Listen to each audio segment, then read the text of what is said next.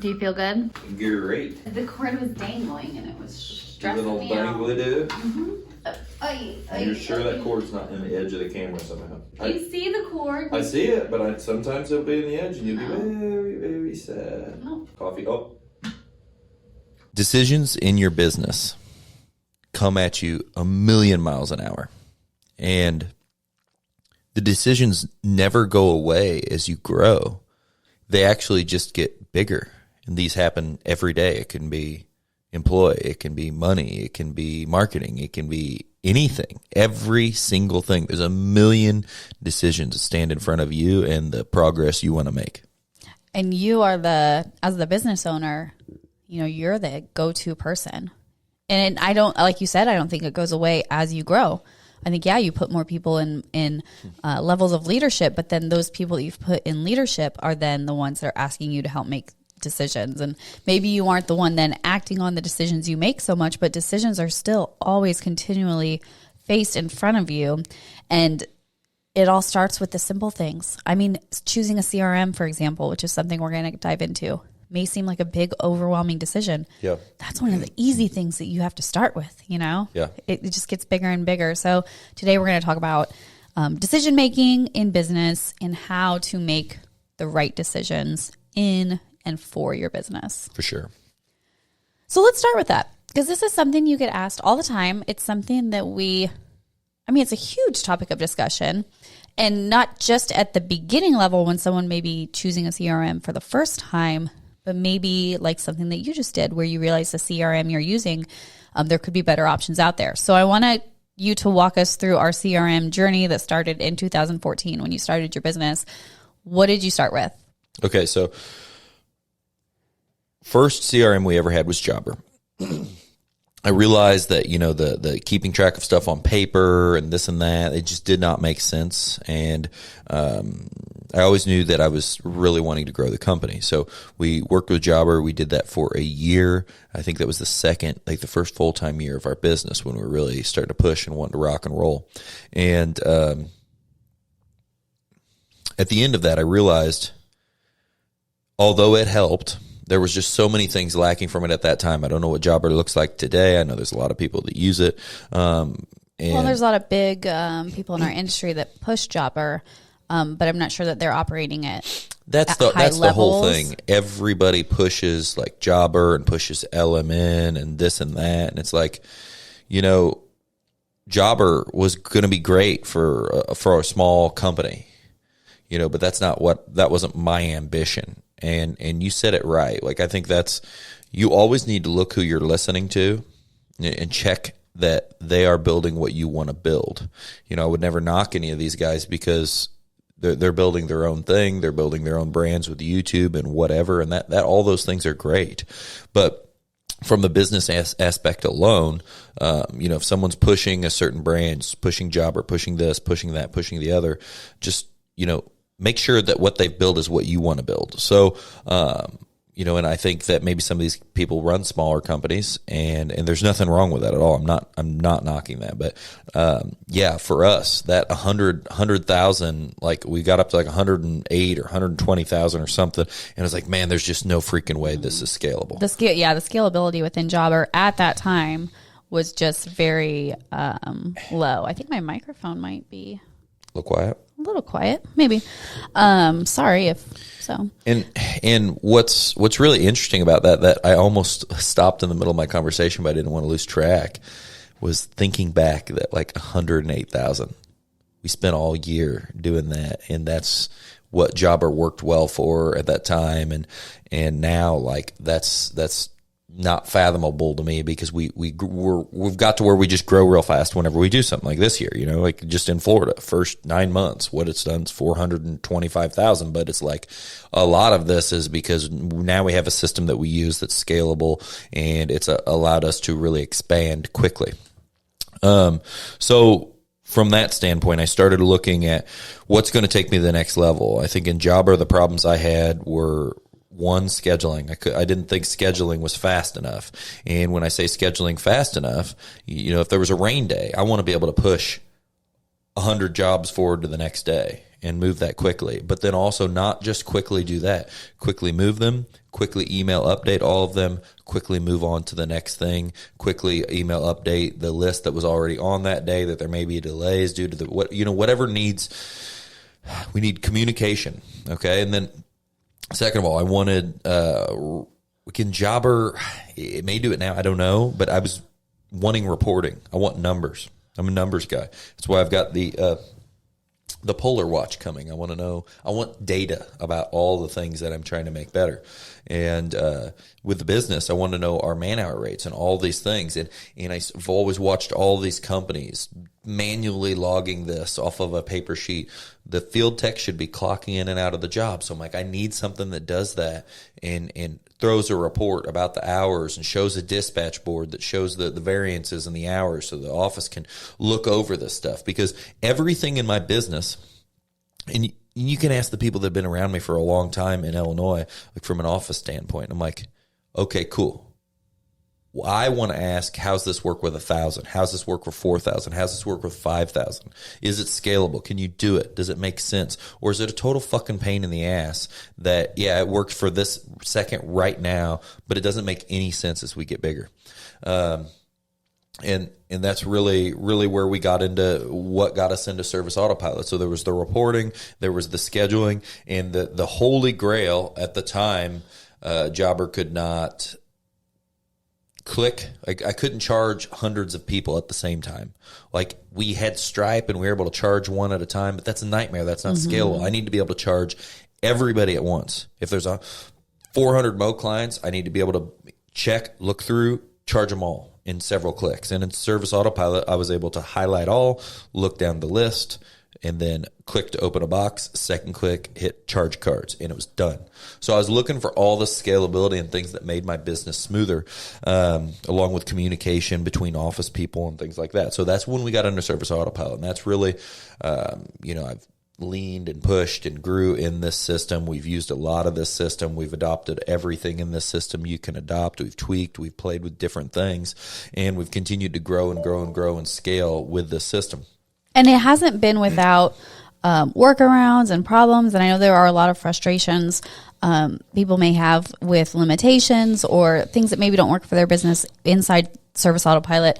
But for us, we found that it was the answer for scalability. Yeah. And it did. It got us through until actually cut to 2021, you started exploring other options. And I'd really like to hear what was making you invest more time into looking into the next thing. So yeah, in 2021, really the issue that, Service Autopilot knows this, and everybody that knows this or uses Service Autopilot knows that it just lacks a little bit in the landscape tracking side. And maybe I just wasn't making workarounds the right way before. And I know some big companies that use LMN. I know a company that's 8 million shooting for 10 that uses LMN and Service Autopilot side by side and uses LMN for their landscape side. So basically I was looking for better tools to help with landscaping. Originally looked at Aspire, started talking to them briefly, and it just lacked so bad on communication and other things. I was trying to find to find an all-in-one deal, and I was just like immediately turned off by what it had to offer. And so then it became cool. Well, I'll try running Jobber alongside what we currently, or not Jobber, Element alongside Service Autopilot, and just run it for the project teams, and I'll test it in Florida. And how much time do you think I put into setting up what I wanted to set up inside of? I have no idea. I don't know. It had to be. It was a big investment, to still check this out and look for this. But I want to kind of tell the story of LMN.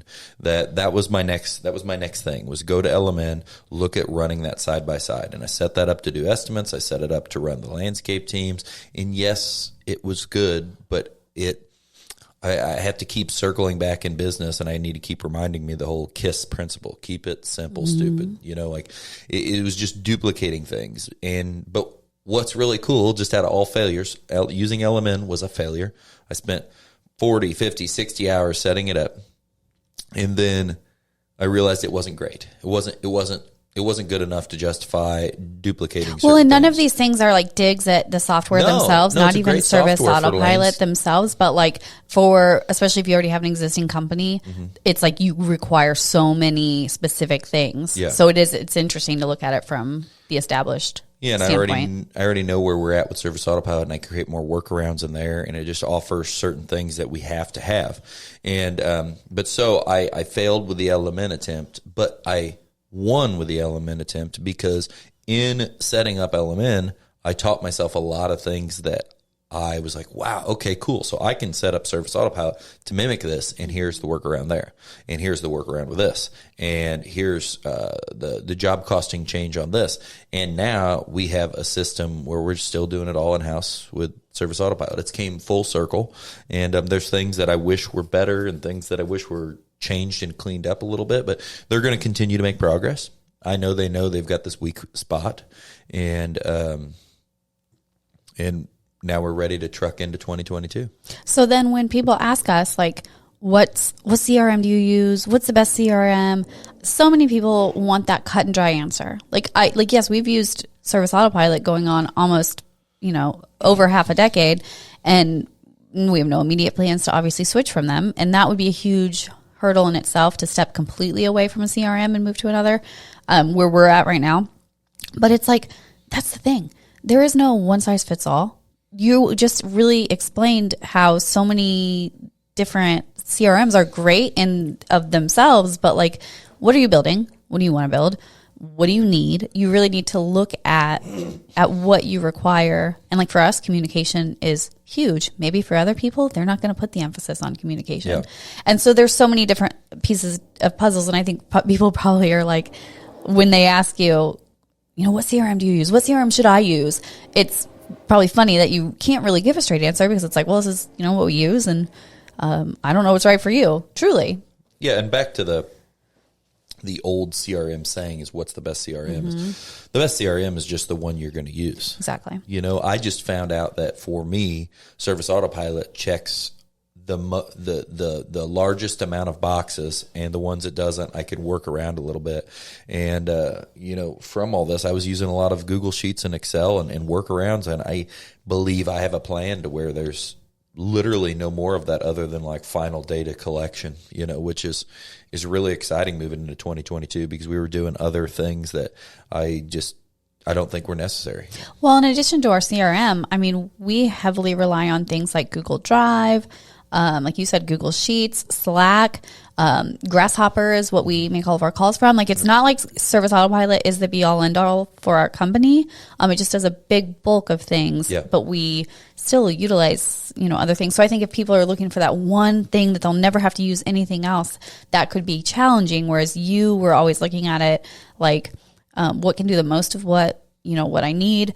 And now I think it has been really cool to watch you do that whole LMN venture and wonder kind of how that was going to play out, and then see that it's sort of closed a chapter of wondering, are we doing the right thing? Because now we can plow forward because you took action. You spent a lot of time exploring, the options, acting towards figuring out if it was right, but you didn't spend a lot of time thinking about it. You really did. Like, you found like, oh, this could be cool. I'm going to dive in, set it up. Like, you dove in. I thought that was cool. So so many people, you've heard me get on this with like techs and stuff, like the decision-making thing. Like, I don't want to waste time on making a decision. You see a lot of people do that, and I want to try these things. I would rather try and learn as fast as possible. And that kind of leads into other common questions I think people have, not just in GrowCom, but just general. Like, you get these messages all the time, these comments on stuff, or we just see it, from other industry people. And these questions are not stupid. No. These questions are great to be asking. What I notice a lot with these questions, a few of these common ones we're going to talk about, is that people ask, collect the answers, and then still don't make a decision. They spend a lot of time still thinking. And then how many months go by, whether it's about a CRM or about whatever, about changing your business cards or starting a website. If you let 6 months go by before you finally act on hiring someone to do your website, then you still have probably 6 more months ahead of you before you start ranking well. Like, if you're trying to grow, truly every second counts. So other things that I feel like are common, which we don't have to spend a lot of time on these, but like, brands of equipment and brands of trucks. No, no, let's save the trucks. Let's just talk about like brands of equipment. What do you say when people are asking you like, what's the best blower? What's the best mower? Because I love your response, and I want you to kind of say it here. Yeah, I mean, like, they all are great. They're all great. They're all whatever. Sure, some things are better here and better there, and everybody's got their preference. But to me, it's like, where do you get the best service with your stuff, and that becomes less important. The bigger the equipment gets, the more important that is. The smaller the equipment, the less important that is. You're talking about a hand blower, it's kind of a throwaway deal. If it's $130, like, it's a throwaway tool compared to $80, $90, $100,000 piece of machinery that, like, if that thing's not running, you can't just go buy one and get back out rolling, So like when we look at our skidsters and our excavator stuff, like it has to be operating, and we're losing money if it's not for projects, and that's where the service counts. I totally agree, and I see so many people spend so much time. Again, it's not the problem that I see isn't in asking the question; it's then sitting on the answers that you receive, like sitting on buying something. And research is great, and you should do your due diligence when you're making decisions. But I think the big thing here, like you just said, it's like act, because they all are going to do the same thing. Yeah. It's what is the most efficient thing for your business when something does go wrong, because again, you're the decision maker, you're the problem solver, you're the firefighter, like you are everything as the business owner. So that's a great way to look at it is what's the fastest resolve when something does go wrong with whatever piece of equipment. Okay, let's talk trucks. And let's not just talk brands, because that's a snooze fest. But we were just asked a really cool question in GrowCom. And when you kind of like explained to me that was a position you've been in before too, that was really cool. And so I know it's not just isolated to you and him. Like, I would love to hear, can you like spell out this question and kind of explain the problem? Yeah, quick synopsis. Is that the right word? Yeah. Okay. Good job. Of the question would be, someone is working towards moving out of the field, eventually still has a little bit of involvement in the field, and wondering what truck to get. Now, not truck like Ford, Chevy, truck like a half-ton or three-quarter ton. And then in this question, there was a couple caveats, like he was going to still be pulling around equipment. He was still going to be piling snow. And so this question's a really quality question to me, where I hate, it's not knocking it, but when it's brand related, like, they're all great. Just get a truck. Get a truck. Yeah. If you need a truck, buy a truck. Is Dodge available? Is Ford available? The answer is what's available. Like right now, like I went to go get a Dodge. I wanted a 3/4 ton truck, and I was going to go right back to Dodge and buy another one. Not available. Call I've Ford. seen that there's Bought a Ford. really well. I've seen that people are saying that it's going to be like a year. I might be totally off base, but is it like they're out of stock for like a year or so with these supplies? Some things, certain things. I don't know. I'm not looking forward to it because I'm about to buy the third truck for Florida, and I don't know what it's going to be. It's going to be what's available. And I don't give a shit if it's a Chevy, if it's a Ford, if it's a Dodge. If Toyota made a half ton or a 3/4 ton, I wouldn't care if it was a Toyota. And it's irrelevant to me. But with that being said, like, his question was specific on half ton, 3/4 ton, and it was a quality question because I lived through that. I was transitioning out of the field, and the first truck I ended up getting before I knew it was going to be a necessity in my business was a 3/4 ton truck. And what I've realized, to just go to the nitty gritty of this, is as my business grew, I realized 3/4 ton trucks were a commodity that we just didn't really have enough of. We had a lot of half tons for smaller stuff. And if you're going to be landscaping, if you're going to be pulling equipment if you're going to be, you're going to be plowing snow, I think you should just have 3/4 tons. They're built to do more. They're bigger trucks. They're heavier duty. A lot of them, like plowing snow, like, there are so many pieces. This is getting in depth to the mechanical side, but there are so many pieces in an independent front end. That's why, if you want to get brand specific, I don't like that Chevy's big trucks have that. Fords and Dodges have a solid front axle. So for plowing snow, I feel like that's a much more solid setup. Plus, they're meant to pull more. So pushing, they're going to do better pushing. They're meant to be doing heavier duty stuff. And there's this other little thing that is important. Some rental places won't let you pull away. Like if you're delivering stuff to your guys, they won't even let you pull away a piece of equipment unless you've got a 3/4 ton truck or bigger. So I think half tons are good for pulling a mow trailer, pulling some really light stuff, and doing run around delivery work. But if you're going to be stepping into plowing snow, hauling equipment, you need a 3/4 ton. And then once you were totally at least, and then when you were totally out of the field, you switched to a straight up car. Yeah, I kind of tapered away. So I got the 3/4 ton, then I bought a half ton. And then I was like, I don't want to be, at some point in your business, you realize like being liable to bring stuff to people all the time and you being a delivery person is not your best purpose. And then I got the car because I was like, I don't want to be the guy that is liable for taking all this, because the jobs are slowing down my sales and slowing down my focuses that I really need to be working on. You know, the whole thing about you, and obviously you can see it in the way that we've grown, is you are straight action. Like you not only do you at a personal level do everything that you say, like that's who you are. If, you know, you say what you mean, you do what you say, all the things, like you get the full package, you present as exactly what you will be. But that has like so trickled into our company where you act. And it's hard. I can imagine it's hard as someone who's like just starting out, who's never had to make these decisions, never had to make these decisions at the rate of speed that like it may require if you're trying to grow fast. And then if you're not making those decisions quickly, then you are experiencing slower growth, which could be enough to frustrate someone to be like, why am I not seeing these results I want to see? It could truly be in things like your rate of, you know, action and just running with whatever you choose, following your gut, doing your due diligence, but taking action and moving forward. Like you had, we did our goals episode of this podcast, and I talked about how I think by our 3rd month in Florida, you had already hired a full-time executive assistant. And then like very quickly after that, we hired an office manager. We were in a, you know, new office. Like you've taken action before it's comfortable. And I think that's another thing too to talk about is like these decisions are not always comfortable. And like you spending 60 hours, let's say, acting and trying to figure out if LMN was going to be the right choice, like that was probably pretty frustrating then to get to the end of that and realize that maybe that you had felt like you wasted time. I don't know if that's how you feel. So what's really cool, and I mean, honestly, that's why I get mad when people get frustrated about stuff. Like I don't usually, it takes, I don't know. Would you say I'm frustrated a lot about things? I don't know.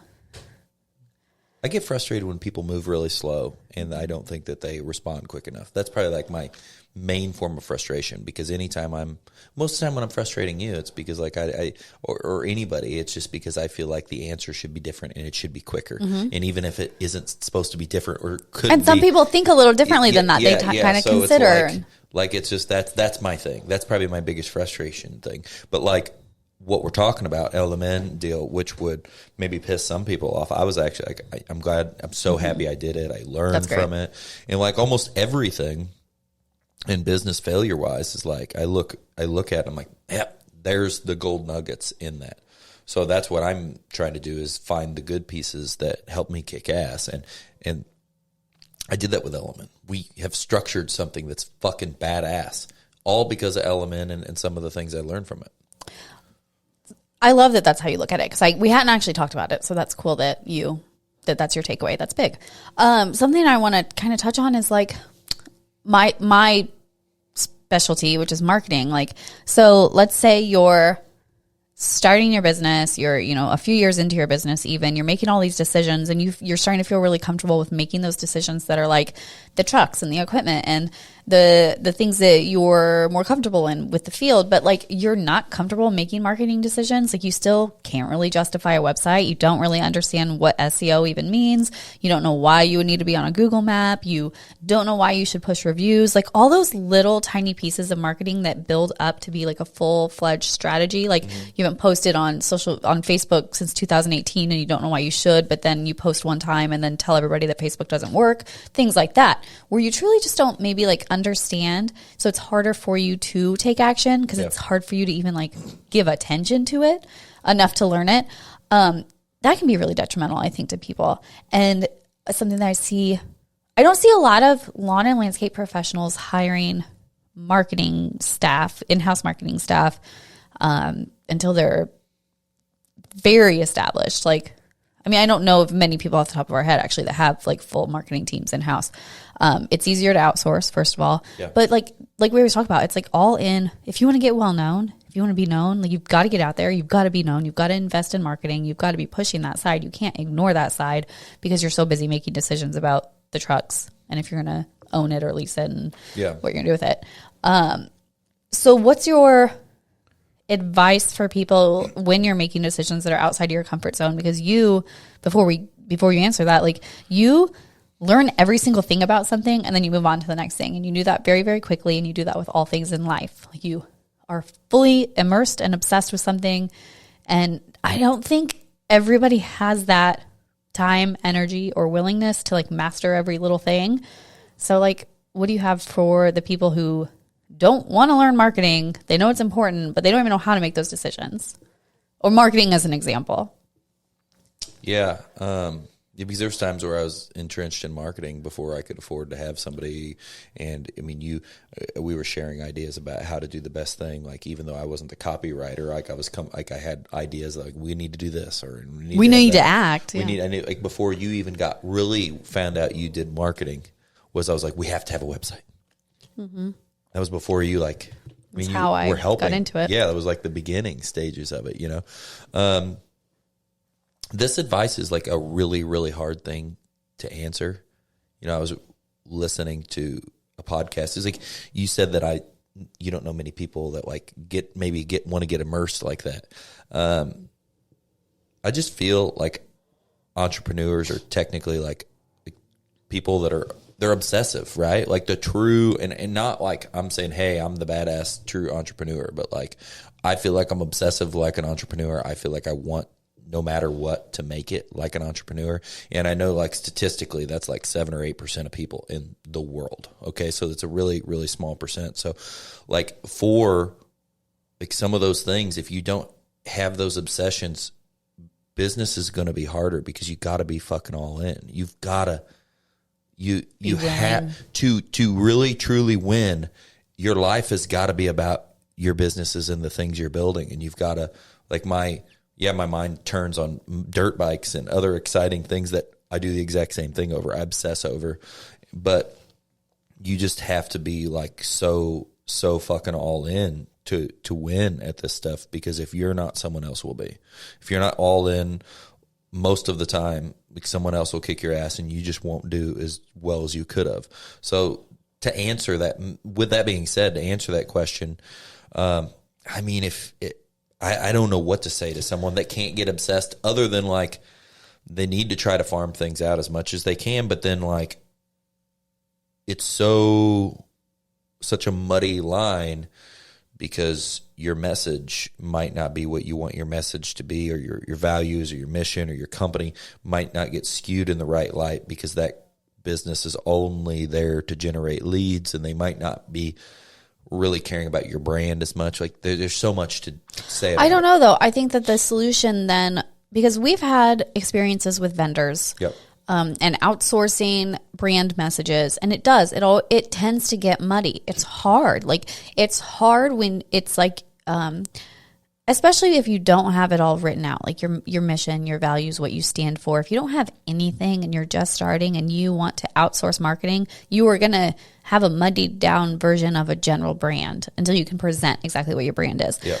But as you're talking, I'm kind of like turning that idea. Like, if you're not willing to be obsessed, you have to be willing to act. You have to be willing to act either way. Yep. But you have to be willing to build, because maybe then the solution is not outsourcing your marketing. Maybe it's building an in-house team faster. Maybe it's doing things a little differently. Maybe it's you hire your office manager, doubles as sales, until then you have to split that into multiple people. Like, maybe you find a way to keep it in-house, because then you still have more control over things, but you don't have to necessarily master, because when you're building a team, you can find people who have strengths where you're weak, and you get to be strong when they're weak, and that's what your team can do for you. Yeah. I got to make a really, really bold statement here, though, that in the middle of this, and I hope it doesn't screw up our conversation, that We'll like see. if you're not willing to be obsessed, I'm sorry, but to some extent, you probably shouldn't have a business. That's a big conversation too. But but the levels of that, like there's levels in me saying that. Like if you're wanting to grow and you're wanting to do things and you're touting that that's what you want to do, if you aren't willing to be obsessed, you shouldn't. That's not right. Those two don't mesh. They don't equal. You're not going to get there. Now, if you're wanting a more of a smaller thing that's, maybe not as much growth focused and sustains like infinite growth. For you. You want to go out and create a job, which is a smaller business is still kind of like a job until you can start separating yourself. Difference between like the operator and owner style thing, which none of it's bad. Creating your own job is cool because then you still are like the boss of your job. So maybe you wanted that separation. You didn't like listening to someone or you didn't like having an owner over you. There's nothing wrong with that. And I think you can be in that position and not be obsessed. And I think that people can luck into building a massive business because I've seen fucking people that like, dude, the way they acted, it was like they were doing everything to not have business and they still had a big business. But, all in all, like that obsession thing, like if you want to go all the way, you want to truly win, I think that you need to be obsessed. Like I think I don't think you need to be. I think you have to be, or you're not going to have it. It's so true, and that's I'd be curious to know if other people that like are on board with what you're saying right now. I wonder if they've had this thought before, because it's kind of like a thought that I know I have frequently. I'm sure you have too, where you can look at someone and just think, wow, they would be such a better fit for being an employee, for being a higher up at a company that they don't. Exactly. Like there's so many people where it's almost like sad because you know how hard owning a business is. And you know that, I mean, it can like make or break somebody. It can definitely make or break a life, and not everybody crashes and burns, and it's not like you pity them, but, I think a lot of people don't realize what they're getting into if they're trying to scale a business past just like the solo crew. Because I think truly, if you're just want to maintain the solo guy thing forever, that's achievable. Like you said, you don't have to be as obsessed. You don't have to be, I don't think, obsessed at all. But the people, like this is for people who want to make the right decisions in their business to scale their company. And it's, I think the message is like, don't get stumped on these little things. Don't get stumped on the CRM, the truck, the equipment. Exactly. Don't get stumped. But here's the deal. Back to the obsession part of it. Like, I'm not saying you have to be obsessed and get good at every aspect of the business. I have got to the point, and I was always kind of like this. I'll obsess. I'll learn. I want to know some information so I could help guide whoever I sub this out to or give this to, because I don't want to be you can't be the person that hands your marketing over and is like, best of luck. Hope you do well. Make something great for me. You need to still know enough about it to ask questions and poke holes in people's stuff to make sure they're performing at their best. And without being obsessed, you need to be obsessed, learn really, really quick, and then say, yep, that's not going to be in my wheelhouse. Passing this, I know enough to help. Like, and I did that with everything in the business. Like I did that with accounting. I learned a shit ton about accounting. I'm not an accountant, but I knew enough to talk to an accountant on a higher level than just like, hey, here's all my receipts at the end of the year. Let's make this happen, Well, and it's so crazy because literally everything you want to know is available to you. And everything I'm saying right now is so big about this decision making. The problem on why people can't make decisions, man, this is going to be more revolutionary now in this conversation. And I back to the bold statement stuff. The problem why you can't make fucking decision is because you're not obsessed with what you're doing. And when you're not obsessed with what you're doing, you're not sure and you're not pushing and you're not all in, and you can't fucking decide to shit or get off the pot. I'm sorry. I don't have a better saying than that, but and you just get all locked up because you're like, I don't know what to do. I like to think about things, and you have to be obsessed. You have to learn really quick about like something and then make a freaking call on it. And I think a lot of times that can be the deal, that people lack all that drive and that push, and then it just winds them down. So you need to try to get that drive, and you need to try to get that push so you can make those decisions quick, and then you can move on to the next thing. And we're talking about action, like the biggest fucking thing with action. Now you've got me like all fired up in the conversation with you, which I love. But like the biggest thing about action is it doesn't matter if it's wrong. Make a fucking call. And then when it's wrong, awesome. Now we know what doesn't work. Thomas Edison, I don't know. I can't remember the amount of times he failed 9,000 or 10,000 times. And people are like, you failed at making the light bulb forever. Could be totally butchering the story, but I'm doing my best. You failed at making the light bulb forever. And he's like, no, I learned 9,562 or 9,999 ways to not make a light bulb. And then on whatever try, he gets it right. That's what business is. And this never stops. These get more challenging. Make a call. Run with it. If it's wrong, change. Make a call. Run with it. If it's wrong, change. If it's wrong again, change some more. And change until it's right. You know what's so cool about the wrong decisions? Is that it all becomes part of your story. Yeah. And we've talked about telling your story before and shouting from the rooftops. And when we talk about tell the bad parts and the uncomfortable parts and the failure parts, that's what we're talking about. We're talking about the times when you leaped and fell and then got back up. Tell those, because that's what it is. And that's what makes such a great business. And it's what makes a great leader, to know that you're being led by someone who will take action and who will be the one that take the hits, but you know that they're going to get back up. Like, I think it's so cool. Like look at, we launched Florida for the first time. We could look at that was the wrong decision to make because our team really wasn't ready for us to leave. Yeah. But it's not. It's one of the biggest parts of our story, and it's led our life in such a cool place, and we've learned so much from it. So when we're talking about making the right decision in your business, it's not hope you choose the right CRM or like whatever, just choose it. It's not dismissing those choices. It's that whatever you do will be right. And if it's wrong, it's still going to lead you exactly where you are meant to go. And I think that's really powerful when you can look at that like that and be accountable enough to say that and to know that, and to know that if you fuck up and if you have to take a step backwards, that you're going to leap 2 steps forward still. Yeah. Because it's all on you. You will live or die by your decisions when you take the role as a business owner. Yeah. And once you're building a team, other people live and die by you as long as they're part of your team. Exactly. You know? So it's big. It's a big responsibility. It's a big conversation, and we kind of muddled around in it. And I think it suits the conversation well. We muddled around in like, what do you do? How do we, when I throw out the big thing about you need to just be obsessed and kind of going and making these statements, that muddling around in general is what happens in all these decisions.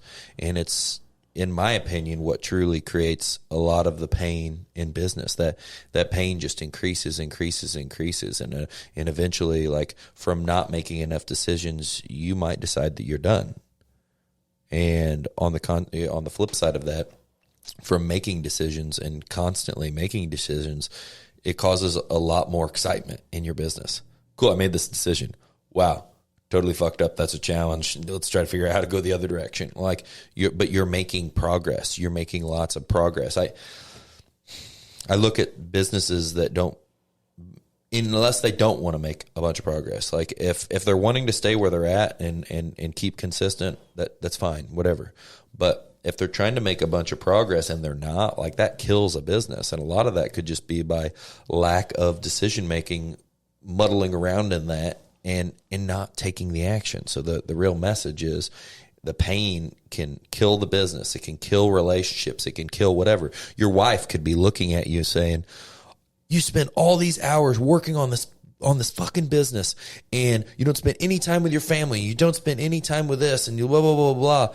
And the next thing that makes sense might be to end it. Just, it's action because it needs a change, because change has to happen. But that's because things haven't changed fast enough in your business. Your business hasn't multiplied. Your business hasn't grown. You haven't had the opportunity to have a bunch of employees and then work on how do we stay profitable with a bunch of employees, and how do we start working towards somewhere where maybe I'm not killing myself to constantly be 100% tied to everything in this business. And that can be a grind. The first few years, and by the first few years, I mean until very recently, the business journey was painful. It was painful at home. It started with you gone all the time and us living so broke, having no money, me just hoping that my guy's lawn care business was going to be something. Like, it started in such a different place, and you have to hope that the people around you can support that, and we've talked about that. But like you just said, it changed quickly. Mm-hmm. It got more and more painful, and very, very, very painful. We got to some really low points. It's hard. Everything's changing. But that's the thing. Everything was continuously changing. And then now it kind of feels like we woke up one day and it was like, wow, where'd all that pain go?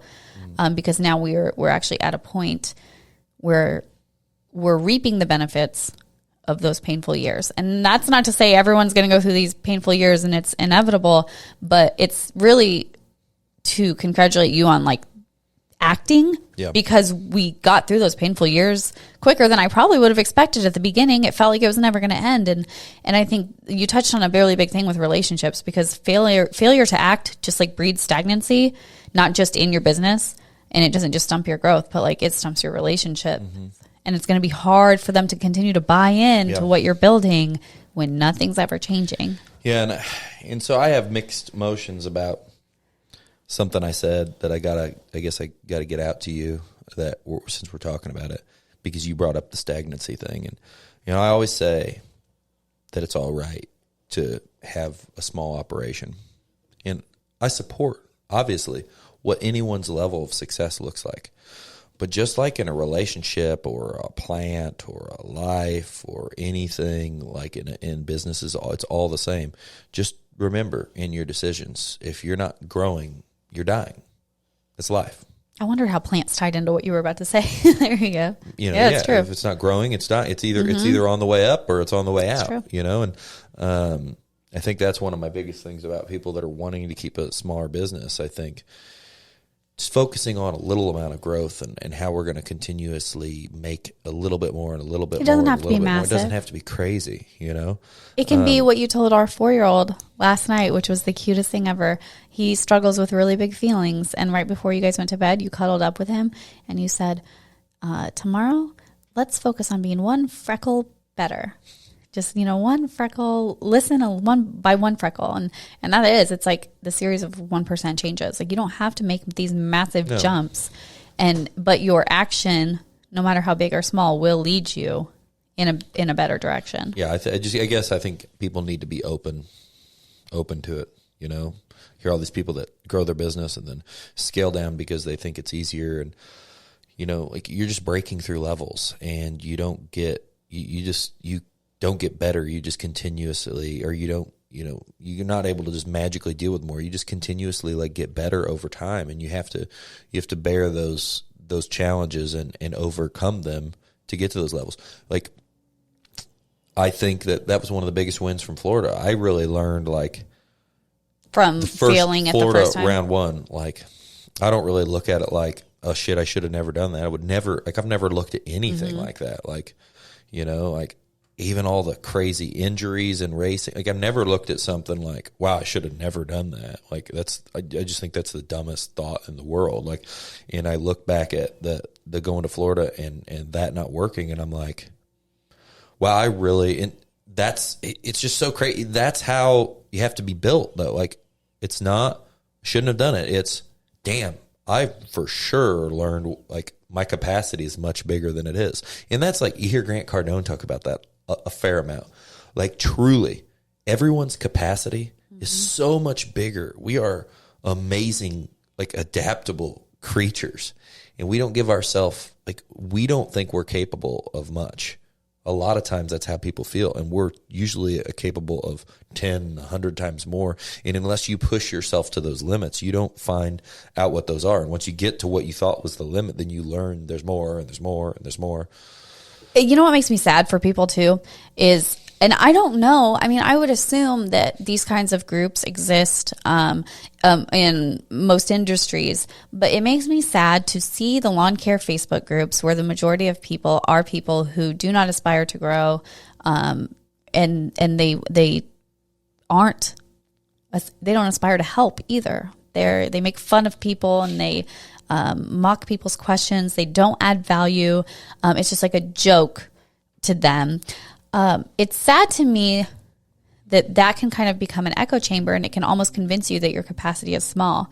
When the only answers you're getting to things, or the only conversations you're seeing is fuck customers, fuck employees, nobody wants to work, everything's so hard, and low quality conversations, then that is what you're going to start thinking matters. Like that's what you're going to think is truly out there. And I think that breaking out of that and realizing there are people having conversations like these, like GrowCom's a great place to have the important conversations and know you're never going to get made fun of.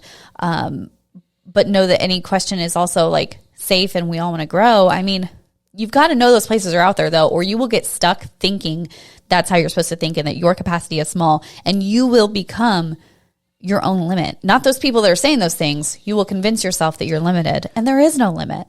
I spent a lot of time, and candidly, you before this started mentioned like, don't pose anything like make someone feel silly or dumb for asking a question. Oh yeah. And I only go back to that.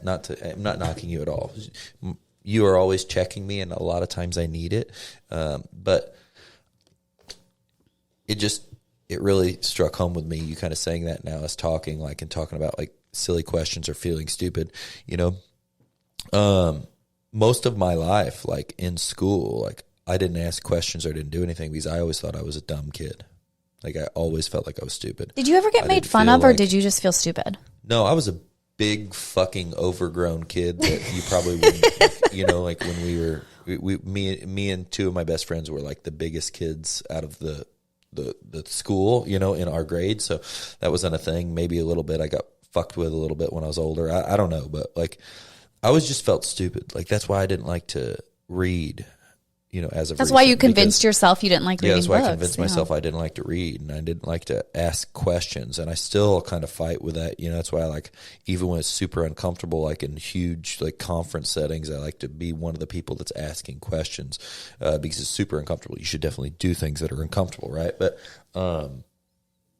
that's another big thing is like people are embarrassed to ask questions and talk to other people and get help because they think they're dumb. And I mean, honestly, there's no stupid question. The stupid thing to do is to not ask questions and try to find out. And it's like we get so hung up on like I didn't feel like I could read well in front of people, and I get so hung up on that. Well, me like reading in front of people is the act of getting better.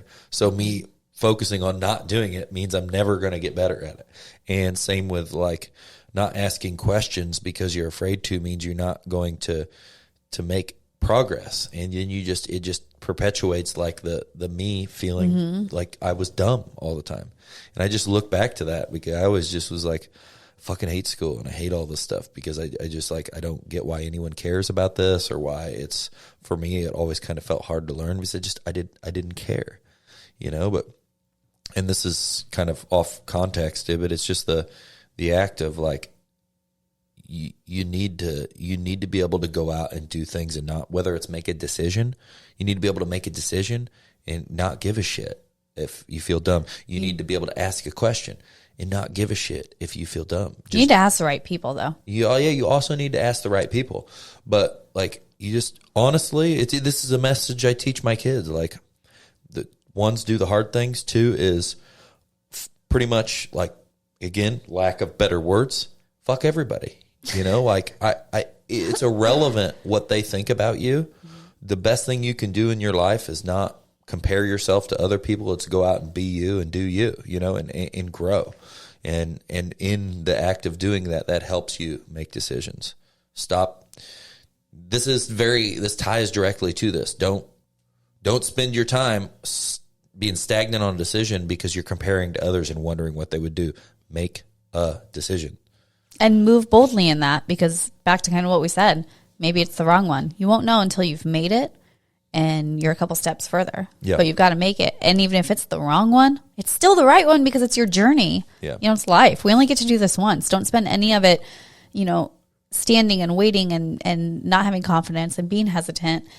Just act, plow forward. And I think that we say this as people who have done that. And it's interesting because not just in business, but in life, you've made me more decisive. Just having your energy around and in life now, I don't think about things. It's just like, yeah. And I was never really an indecisive person anyway, but you've given me more confidence to know that whatever decision I make, like, is going to be fine. Yeah. And that's really cool. And I hope that we also pass that on to our kids. And I think they will, because your kids see what you do and how you act.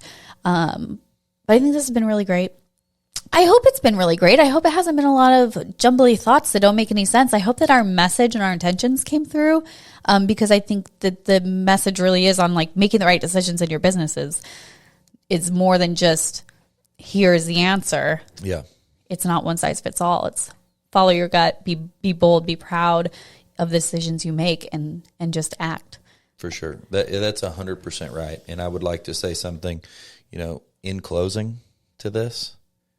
It is all about asking questions and trying to get information. But the one thing that you're going to learn is that 9 times out of 10, even after you've asked those questions, you've done all this, your gut feeling originally was the right thing.